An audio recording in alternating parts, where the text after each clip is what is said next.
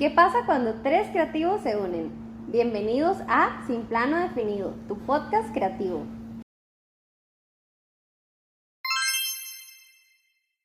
Mi nombre es Fabiola Madrid y el día de hoy estoy con mis compañeros Marinés Mestaller. Hola, bienvenidos. Y Anthony Zúñiga. Hola, muchas gracias. Hola chicos, espero que estén muy bien. Muchas gracias por estar aquí en otro podcast, en otro episodio. Bueno, el día de hoy tenemos un tema en particular, el cual se trata de la función del arquitecto dentro de la sociedad actual, ¿verdad? Tomando en consideración y aprovechando que el pasado 1 de octubre fue el Día Internacional del Arquitecto. No sé si sabían. Sí, claro que sí. Bueno, qué dicha. Entonces, la idea de hoy es pues hablar un poco sobre el papel que desempeñan los arquitectos en la sociedad, ¿verdad? Ya que sabemos que nuestra función es crear estructuras, ¿verdad? Espacios funcionales, estéticos, pero también tratamos de generar esa calidad de vida para los usuarios, es muy importante. Entonces, bueno, hoy hablaremos sobre estas múltiples dimensiones, funciones, sobre la labor del arquitecto. Sí, pues el arquitecto tiene pensado que el arquitecto solo funciona como para algo estético, pero realmente también tiene que ver mucho la parte funcional y tanto comunitaria como también ambiental. Sí. Y es importante darlo a conocer, ¿verdad? Tanto a los estudiantes de arquitectura como a las personas de otras carreras o otras áreas que también nos están escuchando y dar a conocer cuál es el papel del arquitecto en la sociedad actual. Sí, es muy importante, porque a veces creo que las personas se olvidan, como decía Tony, o creen que es un lujo contratar a un arquitecto, sin embargo va más allá, ¿verdad? Entonces queremos como generar esa conciencia hoy en este podcast. Y bueno, comencemos hablando sobre los espacios funcionales y estéticos. Entonces, vamos a ver, uno de los roles más evidentes de los arquitectos es la creación de espacios que son tanto funcionales como estéticamente agradables, ¿verdad? La arquitectura no solo se trata de construir estructuras, construir edificios, espacios, sino que también se trata de diseñar el espacio según las necesidades humanas, ¿verdad? Qué necesita nuestro usuario, cómo se siente cómodo, qué va a percibir en ese espacio. Los arquitectos deben como generar ese equilibrio entre la seguridad y la funcionalidad, con aspectos estéticos para crear ambientes que sean visualmente atractivos y acogedores. Sí, a esto también es como importante añadir a lo que ha dicho Fabi. Creo que la arquitectura ve mucho la parte funcional, pero también como la parte artística, ¿no? Sí. Porque cuando nosotros estamos creando espacios, no solo nos fijamos en que sea funcional, que la circulación sea correcta, sino que también genere un bienestar, como lo decía, en el usuario, en las personas que van a transitar este espacio, que van a sentir, también tomando en cuenta de cómo vienen, de dónde vienen, cuál es su contexto, más que todo. Y poder generar espacios funcionales, estéticamente agradables, que generen tal vez más que todo como un poco de bienestar. Y de hecho no sé si lo podemos ver también mucho en el espacio público. Sí. Cuando es el diseño de parques, no sé si se acuerdan que había hecho un trabajo teórico sobre los espacios públicos, el mobiliario público, y tratando como de entender el contexto. A veces el diseño del mobiliario público es como, yo diría como un tipo de diseño hostil, un poco de arquitectura hostil, porque se piensa en no tener a personas en estado de calle en estas áreas, sino que sea un espacio apto nada más para cierta clase de personas o cierta clase público, pero al generar este tipo de mobiliario como hostil, como individual, incómodo de hecho, donde estas personas no se pueden acostar ni nada, y pues también hacemos que las personas que podrían estar utilizando este espacio no lo utilicen. Sí. Entonces sí, perdemos un poco eso. Como los asientos que tienen las paradas, que tienen para agarrarse acá, Ajá. entonces impiden que la persona se puede, o los que son como así también. Usan un diseño curvo, es muy muchas cierto. Muchas formas. Yo también pienso, aparte de eso, de la arquitectura hostil, se me viene mucho a la mente la accesibilidad, digamos. Hablando de las personas con alguna dificultad motora, ¿verdad? Personas con alguna discapacidad, porque nos han inculcado mucho generar diseños accesibles, ¿verdad? Sin embargo, conforme vamos diseñando, se nos olvida. Hay que admitirlo, se nos olvida un poco este tipo de personas, generar esas rampas con una pendiente adecuada, colocar ascensores, barandas, o simplemente generar unos espacios agradables para este tipo de personas.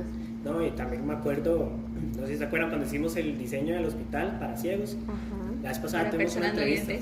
La vez pasada tuvimos una entrevista con una persona que no podía ver, y lo que quizás me guardé yo de esa entrevista fue que él decía, digamos, en un parque ponen adoquines o cosas así, yo voy pasando con mi bastón y a cada rato que va pasando con esa textura se le va pegando el bastón, se le queda pegado en cierto, digamos, incluso en el tipo de piso o madera o así, que dejan como franjas, ese tipo de... Por la textura. Ajá, o sea, ese tipo de franjas. A veces se levanta el material y así, entonces... Al momento pasa el bastón, porque ellos van así, incluso en las mismas aceras, cuando están rotas o así, el bastón va pasando, chocan como en ese filo, y él decía, llega un punto donde la mano empieza a doler. Entonces digo, o sea, no sé, también hay que pensar en, digamos, viéndolo de esa forma, en la textura que se vaya a utilizar y en qué momento utilizar y en qué momento aprender a utilizar para que la persona sepa. Y es que también uno se queda en el presente. Un ejemplo, un concreto, usted llega, hace el concreto ahorita, pero en 20, 15 años ese concreto va a estar todo estallado. Sí, va a necesitar un constante mantenimiento. Correcto. De hecho, el arquitecto tiene que pensar en todo.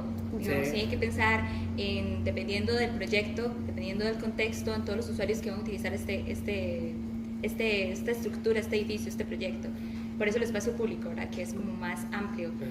Y que incluso también tenemos que pensar a futuro, o sea, qué va a pasar de aquí a 10 años con este proyecto, con este diseño. O 100 años, porque sí, también 100 de eso años. se trata también. Eso es un concepto de la arquitectura oriental, que ahorita no me acuerdo cómo se llama, pero es un concepto que básicamente la arquitectura oriental dice, o vela de cómo se va a ver esa textura en unos años. Entonces, la importancia de ese concepto en la oriental es, no es un concreto, que el concreto se llega a manchar o le empieza a salir moho o cosas así, la belleza de la textura ya envejecida.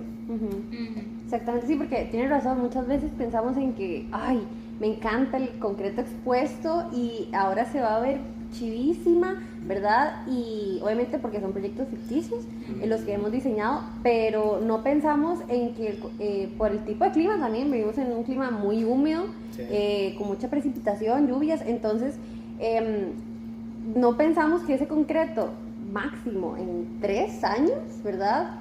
Va a estar súper desgastado, con moho, como usted decía. Entonces, sí. Es darle mantenimiento, o incluso puede ser un mismo concepto que uno quiere agarrar. O sea, puede ser que ese moho es algo que todo pensaba en mi proyecto. No necesariamente tiene que ser malo siempre y cuando se trataba. Y claro, puede salirse de descontrol, ¿verdad? Claro. Pero aquí lo estamos viendo mucho en el tema de áreas públicas, pero también es muy importante en edificios. Área privada o residencial o y digamos, es que también una persona que usted llegue y le dice, mira, soy arquitecto, las cosas estamos hablando del arquitecto como dibujante, pero ahorita también podemos hablar como un arquitecto para hacer algo bonito, ¿verdad? O sea, también está pensado, mira, tengo un arquitecto para mi casa, la hacemos hermosa, pero yo pienso que la funcionalidad también da su belleza. Por ejemplo, una casa que esté bien funcional, no necesariamente con puro mármol o materiales súper caros, esa misma funcionalidad le da belleza al espacio. La vez pasada en creatividad y psicoanálisis, no mentira, en creatividad y psicoanálisis, hablaba un profesor, hablaba un profesor que decía, el arquitecto tiene tanto poder que él puede hacer que una pareja termine. Porque en una casa usted puede hacer una casa no funcional que o sea, es algo psicológico, ¿me entiendes? Un lugar que no me propone a mí, no sé, llamémosle iluminación natural o cosas muy artificiales. Eso puede hacer que la persona se sienta muy cansada, muy frustrada, y puede llegar a ser que una pareja que está casada o así terminen. Pero en cambio el arquitecto también tiene el poder de que esa pareja más bien, en vez de terminar, más bien florezca mucho más. Sí, entonces, desde la psicología del espacio. Desde la parte de la psicología, correcto. Y viendo también con edificios, no sé. De hecho, lo vimos en nuestra clase de psicología del espacio cuando nos hicieron que tuviéramos que hacer como un storytelling de lo que queríamos crear, y ya luego íbamos haciendo como todo el diseño, el recorrido, y hablamos de eso, de la iluminación, los materiales, la geometría que íbamos a utilizar, que era según lo que queríamos crear. Entonces sí, eso sí tiene mucha razón Tony, puede afectar mucho en cómo quiero que perciban el espacio. Exactamente, sí, todo depende del arquitecto, ver qué tipo de emociones quiere que el usuario se sienta, ¿verdad? Y todo está en la mano de él, ¿verdad? En su diseño, y todo depende de él, si quiero que se sientan frustrados, si quiero presentar emociones como de libertad más bien, con la ventilación, pero sí, son temas bastante interesantes. También digamos, hablando un poco de la funcionalidad, hay un edificio, no sé si ustedes sabrán, Cueva de Luz.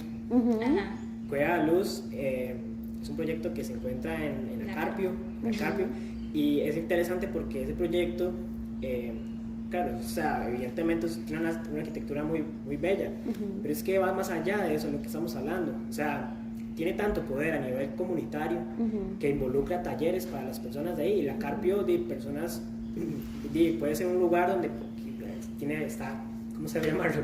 Está socialmente pensado de que la Carpio es un lugar peligroso. Es un lugar peligroso, seguro. correcto. En cambio, ese lugar le ofrece a la sociedad o a la comunidad un lugar de refugio, que así también le pueden llamar. Le dan talleres de muchas cosas.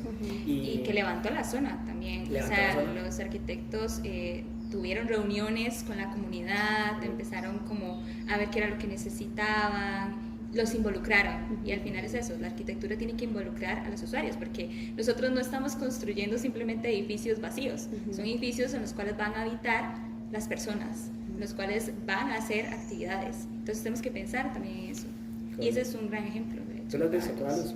Sí, claro, es un proyecto bastante representativo, que incluye a la comunidad, como decía Marinés, y es de reconocer ese esfuerzo que hicieron esos arquitectos, Michael y Alejandro Vallejo, un profesor de la universidad también, porque involucrar a la comunidad es algo que vale, y el hecho de que se fueran a esa comunidad con problemas, digamos, y no se quedaron ahí, sino que diseñaron ese lugar, un tipo de refugio para los niños, ¿verdad?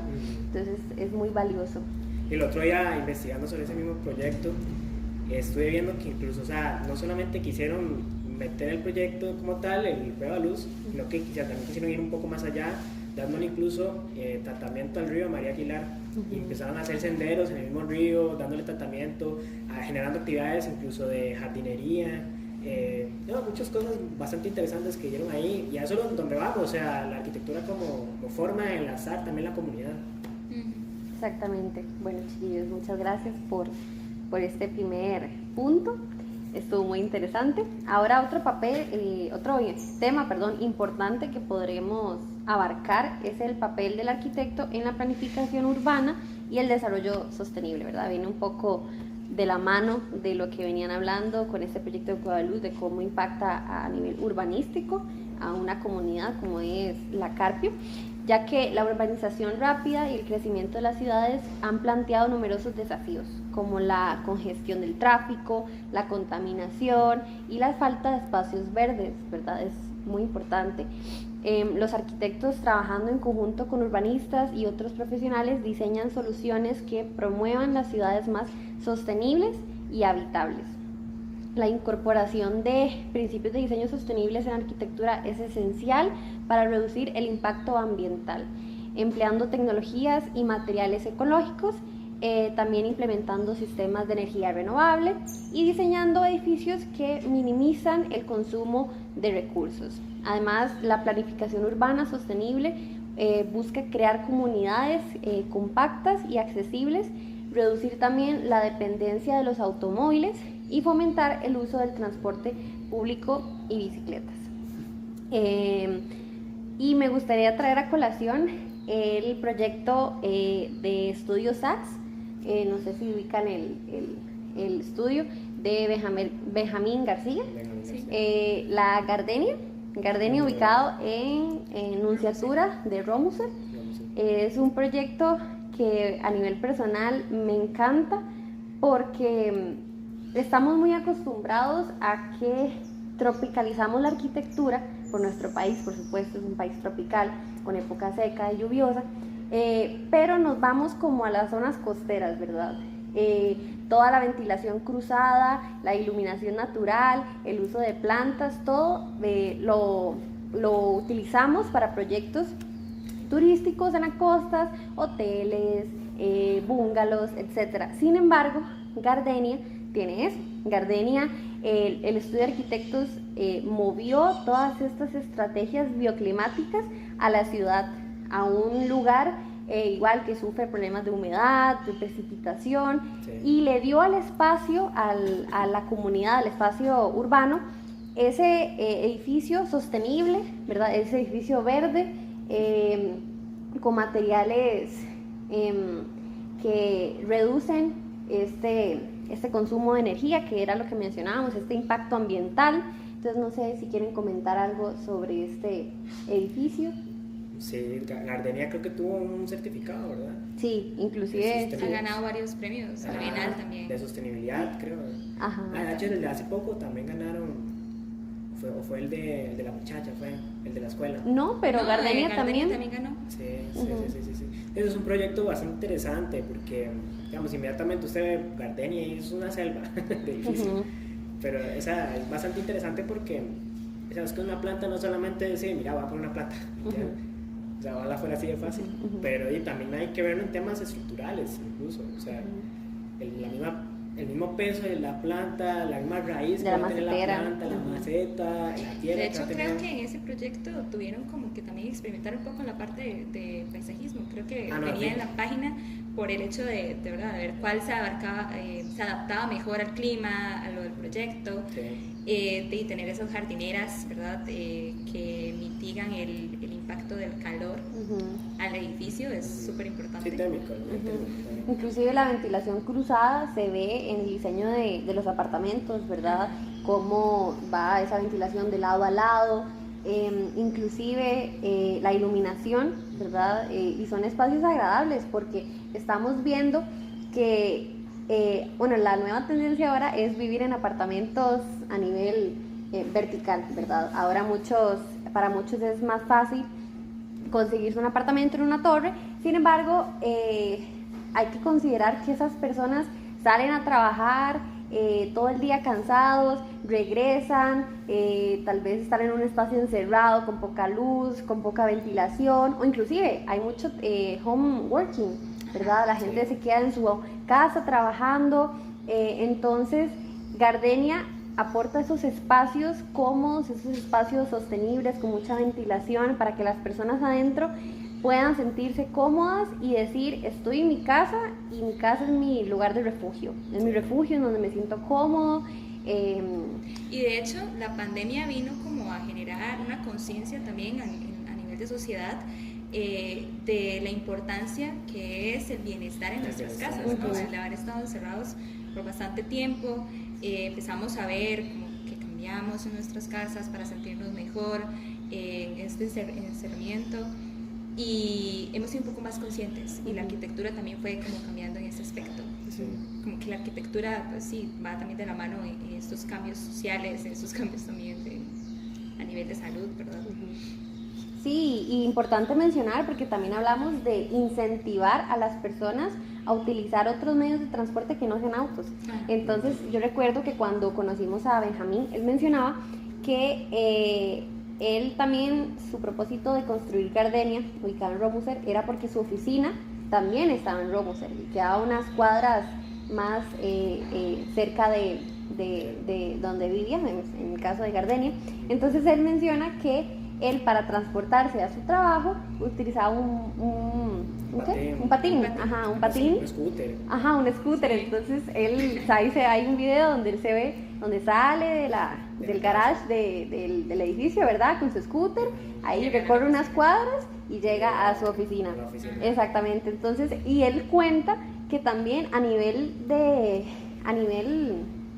compañeros, eso también tuvo un impacto, porque él comentó que él empezó a ver cómo ya los demás compañeros, ¿verdad?, empezaron a llegar que en bicicleta o caminando en scooter, ¿verdad? Transporte público. Exactamente. Entonces es increíble que también cómo tiene que ver con ese impacto, ¿verdad?, a nivel de amigos, cómo influye todas nuestras decisiones, nuestra manera de vivir, influye también en nosotros para generar conciencia. Y es muy europeo, o sea, Europa tiene mucho ese chip de querer incentivar a la persona más a caminar. De hecho, hace poco me salió un video de una muchacha que en redes sociales que es europea y llegué y estaba quejándose en el video porque duraba 1 hora llegando a la universidad, 1 hora en carro. Entonces ella dice, ya no quiero ir más en carro, quiero ir a agarrar bus.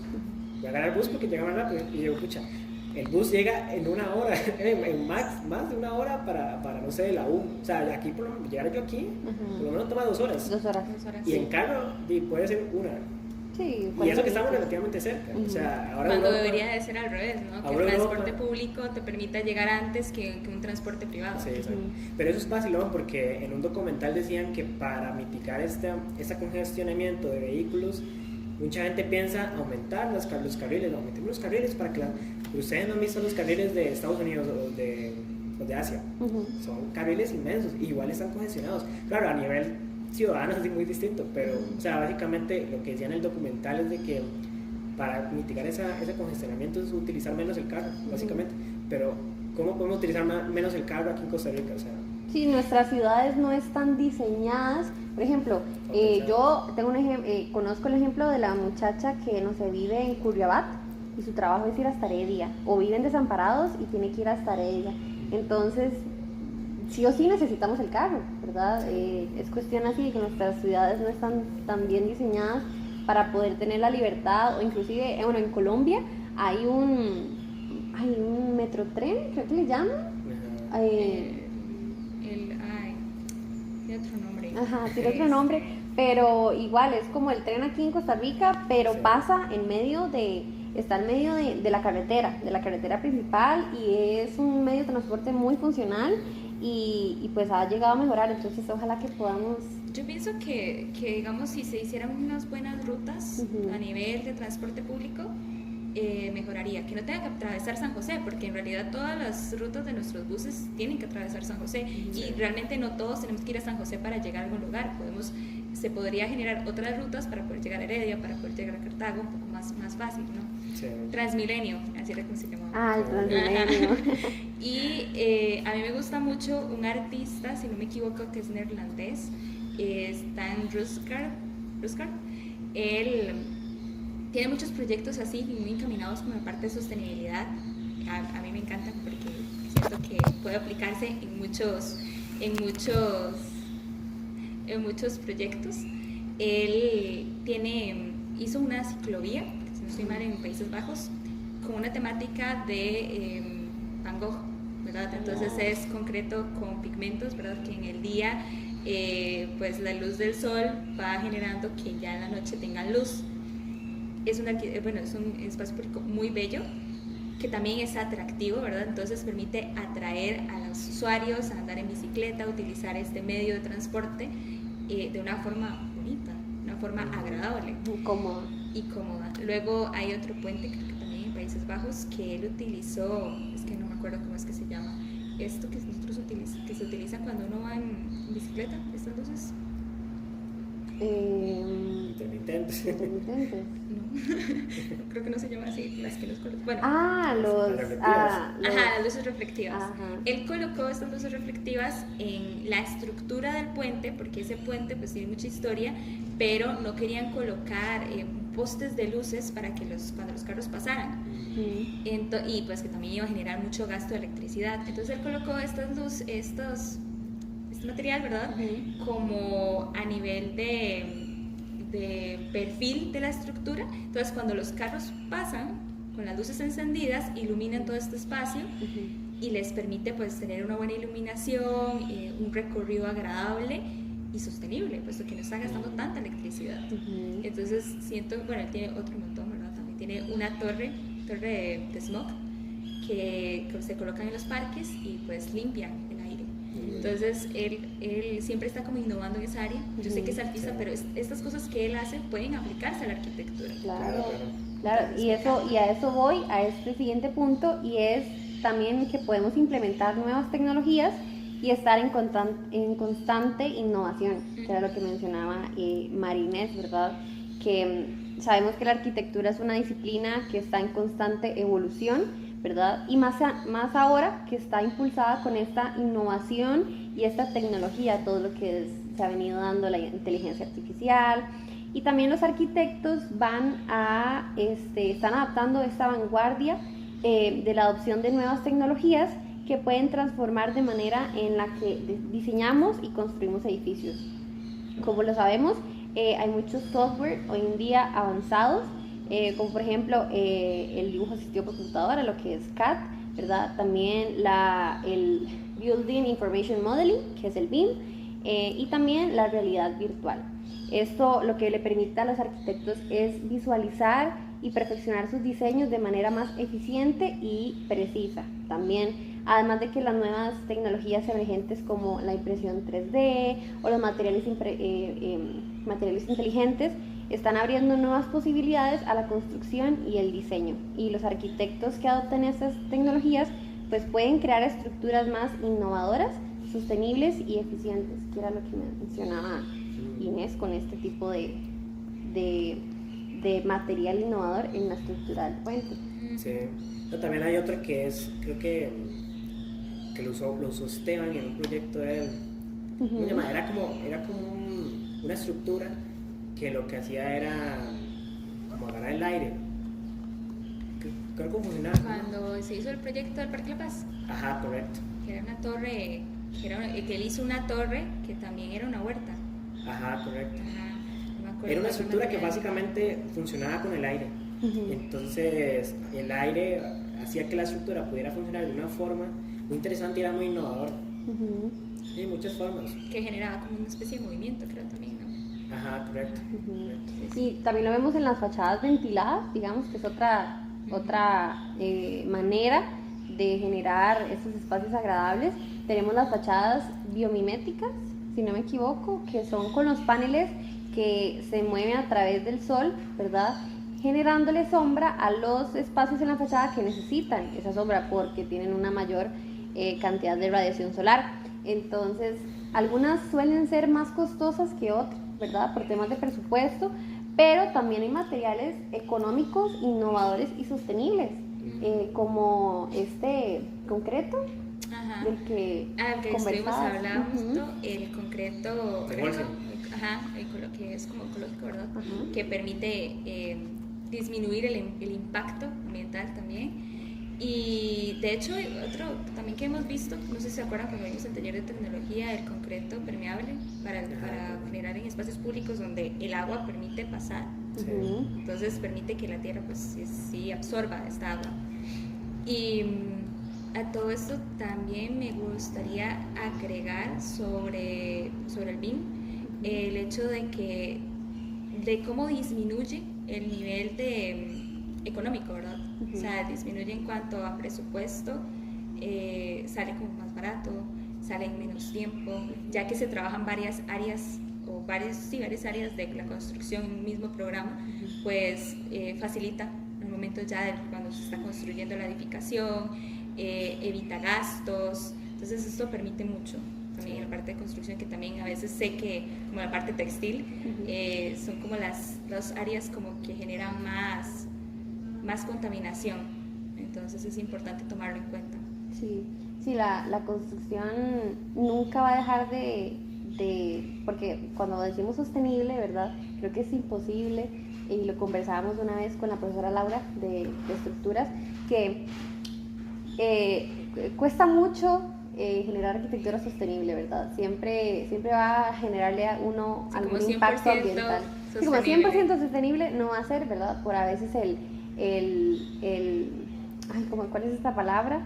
El desgaste de materiales o el uso de estar transportando materiales. Exactamente, o aunque la arquitectura vernácula, ¿verdad? Pues sí trata como este hecho de utilizar a nivel local lo que se tiene y así construir, y disminuye bastante, pero sí, siempre va a haber un impacto.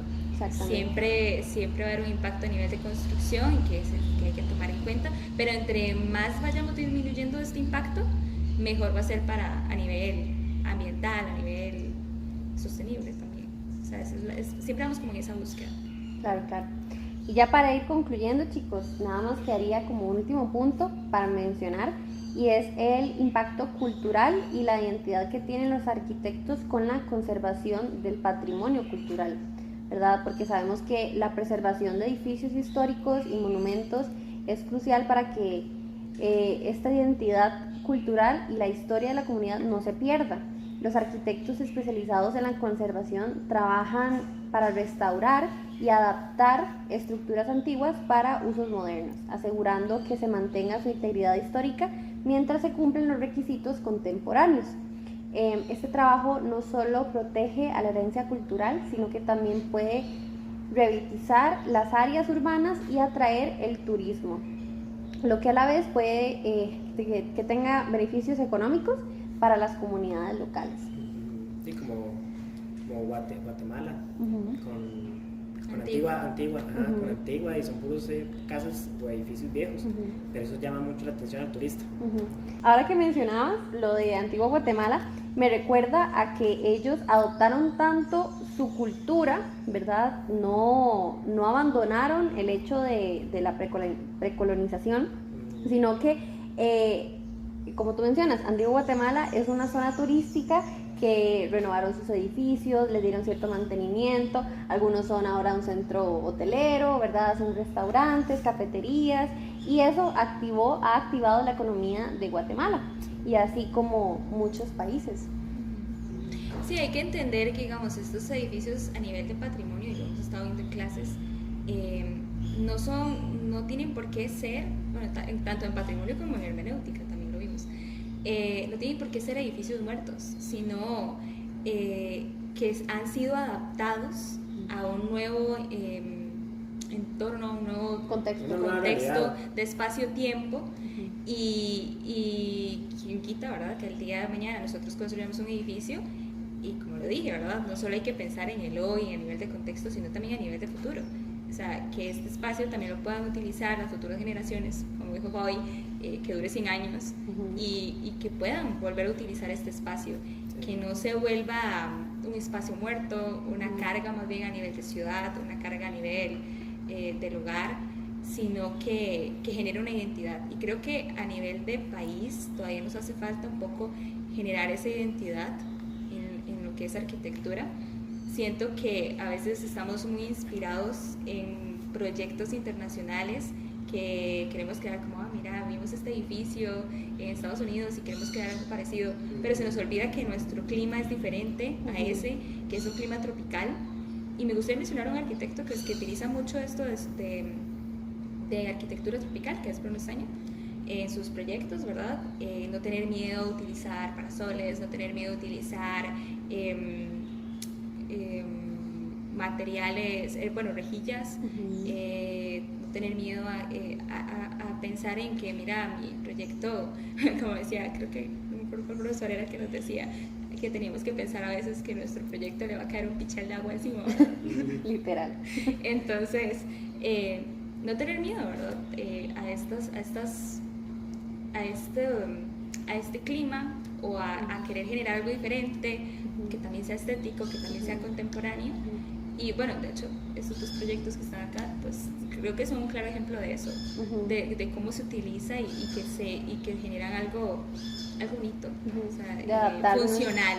Adaptar nuestro proyecto al contexto. Exactamente. Que siempre va a ser un contexto tropical. Y pues también respetar el patrimonio. Sí. O sea, sí hay muchas leyes que respetan proyectos a nivel ya categorizados como patrimonio, entonces es importante tomarlo en cuenta. Que sí, también a veces es un poco más difícil, ¿verdad? Porque creemos que son intocables, pero hay técnicas para poder adaptar. Bueno, chiquillos, en el podcast de hoy pues conocimos esta importancia de los arquitectos a nivel de la sociedad, todo esto multifacético y profundo, ¿verdad? Sabemos que el trabajo del arquitecto no solo influye en la calidad de vida de las personas, sino que también en sus condiciones ambientales, económicas y culturales. Entonces, muchas gracias por estar aquí. Y bueno, gracias por escucharnos a todos ustedes. síganos en nuestras redes sociales, denle like, compartan, que dejen comentarios si se sienten identificados con algo que hablamos el día de hoy. Y nos vemos en nuestro próximo podcast creativo. Bye. Faltó el creativos. ¡Creativos!